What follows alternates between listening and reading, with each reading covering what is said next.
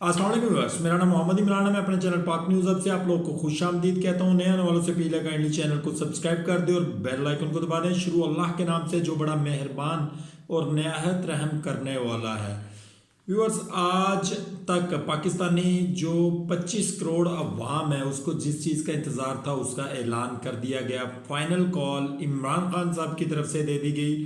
24 नवंबर बरोज़ इतवार पीटीआई कारकुनान जो हैं वो खान साहब ने कहा जी तैयार रहें। इसमें 4 मुतालबात किए गए हैं, उसके बारे में बात करेंगे। नवाज शरीफ साहब के साथ जिनेवा में क्या हुआ और नवाज शरीफ साहब ने क्या बयान रिकॉर्ड करवाया अपने आबाई वतन वापस आकर इंग्लैंड के अंदर।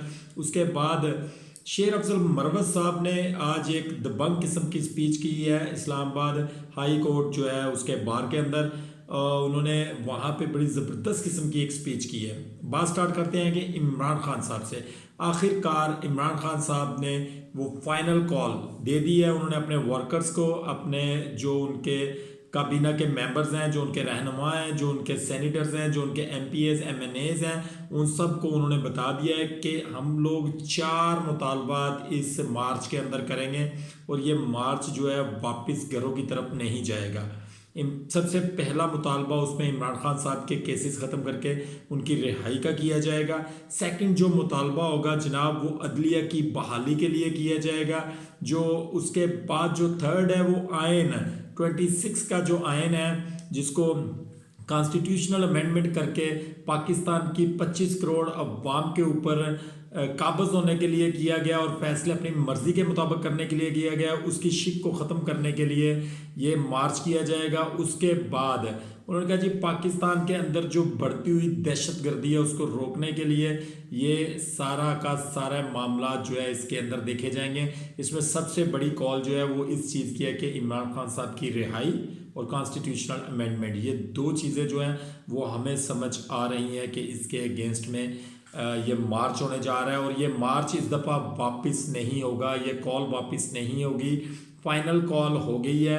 अब देखते हैं कि 24 नवंबर बरोज़ इतवार को पाकिस्तान के अंदर क्या होता है और लोग कितनी बड़ी तादाद में इमरान खान साहब की खातर, अपने बच्चों के आने वाले मुस्तकबिल की खातर निकलते हैं या फिर लोग उन लोगों का साथ देते हैं जो लोग स्मोक के अंदर छोड़कर पूरे पंजाब को, खुद जिनेवा की सड़कों के ऊपर जो उनकी वजीर थी माहौलियात की, उनको साथ लेकर उनको पर्स उठवाया हुआ है और नवाज शरीफ साहब अपनी बेटी के साथ वहाँ पे एंजॉयमेंट कर रहे थे और लोगों से अपनी खिदमतदारी भी करवा रहे थे। जिस वक्त नवाज शरीफ साहब जिनेवा से वापस अपने आबाई वतन पहुँचे, इंग्लैंड पहुँचे, तो वहाँ पर उनका पुरजोर 4 करोड़ अवाम ने जो है वो उनका इस्तकबाल किया और नवाज शरीफ साहब हाथ लहराते हुए अवाम के अंदर से अपने घर की तरफ चले गए और अवाम को रोकते रहे कि प्लीज़ नारे मत लगाओ, मैं जो है वो शर्मसार हो रहा हूँ कि आप लोग मेरी इतनी तारीफ़ें कर रहे हैं जिसके मैं काबिल नहीं हूँ। टोटल 4 आदमी थे जनाब जिन्होंने इमरान खान साहब की जो है वो उनकी इमरान खान साहब के खिलाफ बदतमीज़ी करते रहे और नवाज शरीफ साहब को खुश करने के लिए नवाज शरीफ साहब की तारीफ़ों के पुल बांधते रहे और उसके ऊपर मुख्तलिफ़ किस्म की मीम्स आई हैं जो आप सब लोगों ने देखी हैं। नवाज शरीफ साहब ने इंडिया के ऊपर बात करते करते बात मोड़ दी जनाब पीटीआई के कारकुनान के ऊपर, पीटीआई के जो वर्कर्स हैं उनके ऊपर, जो पीटीआई को सपोर्ट करते हैं उन लोगों के ऊपर। सवाल ये किया गया नवाज शरीफ साहब से कि आप क्या कहते हैं इंडिया की टीम जो पाकिस्तान में नहीं आ रही। आपको याद होगा पिछले दिनों में जो कॉन्फ्रेंस पाकिस्तान के अंदर रखी गई थी एशियन ममालिक की, उसमें इंडिया के जो वज़ीर ख़ारजा थे उसने उसमें शिरकत की थी और इन सब लोगों ने उसके पाँव के तलवे तक चाटे थे और उसको ओआईसी जो यहाँ पे मीटिंग हुई थी, कॉन्फ्रेंस हुई थी, उसके अंदर उनको पेश आने के लिए उनको दावत दी थी और उनके हाथ पांव चूमते रहे थे। उन्होंने वापस जाकर इनको उस चीज़ का जवाब इस तरीके से दिया। उन्होंने कहा जी पाकिस्तान के अंदर जो कप होने जा रहा है, क्रिकेट कप होने जा रहा है, हम उसमें अपनी टीम को पाकिस्तान के अंदर आने की इजाज़त नहीं देंगे। ये सवाल नवाज शरीफ साहब से किया गया तो उन्होंने कहा जी बिल्कुल उनको ऐसा नहीं करना चाहिए था, उनको चाहिए था कि अपनी टीम को भेजते और हमारे ताल्लुकात और उनके ताल्लुकात को बेहतर होना चाहिए था। लेकिन वो कहते हैं इसकी वजह क्या है ना आने की, जो चूँकि क्रिटिसिज्म जो है वो पाकिस्तान के अंदर बहुत बढ़ गया है। जो पीटीआई के कारकुनान है वो एक जमात का नाम लेकर उनका जो जो कारकुनान है वो जी लोगों को टमाटर, गंदे अंडे और गालियां देते हैं। हालांकि नवाज शरीफ साहब या नवाज शरीफ साहब की बेटी को आज तक किसी ने गाली नहीं दी, सिर्फ यही कहा है कि मरियम के पप्पा चोर हैं। उसके बाद जनेवा के अंदर जो उस औरत ने मरियम नवाज साहिबा के साथ किया, उस वजह से ये कहते हैं जी गाली गलोच की इन्होंने सियासत शुरू कर दी है। इन्होंने लोगों की गाड़ियों के पीछे भागने के लिए अपने वर्कर्स और कारकुनान से कहा है, और गंदे अंडे मारे गए हैं, वो टमाटर मारे गए हैं। वो कहते हैं कि हालांकि ऐसा नहीं होना चाहिए। पाकिस्तान की जो माशरती हालात हैं वो इस जमात ने ख़राब कर दिए हैं। हम किस तरफ जा रहे हैं, अपने रस्म व रवाज को लेकर किस तरफ जा रहे हैं, हम लोगों के साथ क्या कर रहे हैं, इस तरह की गुफ्तगू उन्होंने मीडिया के ऊपर की। लेकिन नवाज शरीफ साहब ये चीज़ें भूल गए कि नवाज शरीफ साहब जिस कुर्सी पर विराजमान थे पाकिस्तान में, जिस वक्त वो आए हैं, वो किसके सर के ऊपर पाकिस्तान आए हैं, वो अखलाकियात भूल गए। पाकिस्तान के अंदर आके उन्होंने किस जमात को कैसे तोड़ा है, वो अखलाकियात भूल गए। लोगों की चादर और चार दीवारी का तकद्दस कैसे पामाल किया है, वो चीज़ भूल गए। कैसे लोगों की माओ बहनों के गिरबानों को हाथ डाला गया है, वो नवाज शरीफ साहब भूल गए। कैसे डॉक्टर यास्मीन साहिबा की सीट के ऊपर विराजमान हो गए, MNA बन गए, जबकि मानसेरा से भी हार गए थे, लाहौर से भी हार गए थे। जब 2 नंबरी करके ये फॉर्म 47 के ऊपर पार्टी के दोबारा सदर मुंतखब हुए, तो उस वक़्त इखलाकियात कहाँ थे? जब आपने पंजाब पुलिस को खुली छूट दी, उस वक़्त इखलाकियात कहाँ थे? जब आपने पाकिस्तान की एजेंसियों को खुली छूट दी कि लोगों के बच्चों को, लोगों की बहनों को, माओ को, बेटियों को, बच्चियों को उठा लो, तो उस वक़्त आपके जो मामलात हैं वो कहाँ पे थे? बात समझने से बालातर चीज़ें ये हैं कि आपको इखलाकियात की बात उसी वक्त याद आती है जिस वक्त नवाज शरीफ साहब के बारे में या उनकी फैमिली के बारे में बात की जाती है। क्या बाकी इंसान नहीं है पाकिस्तान के अंदर? क्या बाकी लोगों के साथ मामलात नहीं है? क्या बाकी लोगों की फैमिली नहीं है? क्या बाकी लोगों के अंदर नवाज शरीफ साहब की तरह अखलाकियात ख़त्म हो गई हैं? अगर आपको कोई इंसान आईना दिखाता है, आप उसमें अपनी तोसी करने की बजाय आप ये कहना शुरू कर दें कि जी आपको बदतमीज़ी सिखा दी है। आप ये नहीं कहते कि अवाम को शऊर आ चुका है, हम अपने करतूतों को ठीक करें ताकि आने वाले दिनों में वो हमारी जो सेल्फ रिस्पेक्ट है हम खो चुके हैं वो दोबारा वापस बहाल कर सके।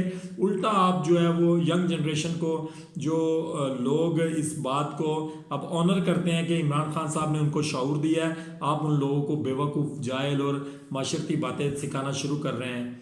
आप बताएंगे उनको कि वो कैसे लोगों को ट्रीट करेंगे, जबकि आपके अंदर अपनी इखलाकियात तक नहीं है, आपके अंदर अपने कोई ऐसे सीन नहीं है कि आप लोगों के बारे में इखलाकियात की बात करते हैं। आप पहले अपने अंदर इखलाकियात पैदा करें, अपना दिल बड़ा करें, अपने गुर्दे बड़े करें। आप बताएं जनाब कि पाकिस्तान के अंदर जो हो रहा है वो गलत हो रहा है, ऐसा नहीं होना चाहिए। आप फॉर्म 47 के ऊपर पूरी की पूरी गवर्नमेंट लेकर बैठे हुए हैं और लोगों को आप इखलाकियात का दर्स दे रहे हैं। बहरहाल नवाज शरीफ साहब को अल्लाह ताला नेक हिदायत दे और हम सबको भी नेक हिदायत दे ताकि हम अपने हुकूक के लिए बाहर निकल सकें।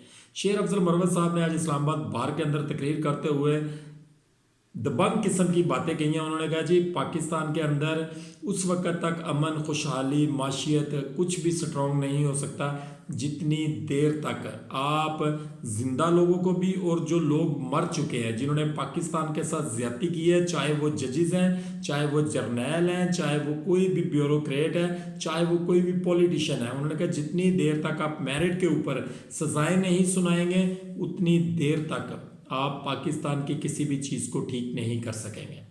वो कहते हैं कि इस मार्च में जो 24 नवंबर को होने जा रहा है बरोज़ इतवार को, मैं पाकिस्तानी लोगों से, पाकिस्तानी अवाम से अपील करता हूँ कि आप सब लोग उसके अंदर अपना हिस्सा डालें और लाजमी मार्च का हिस्सा बनें।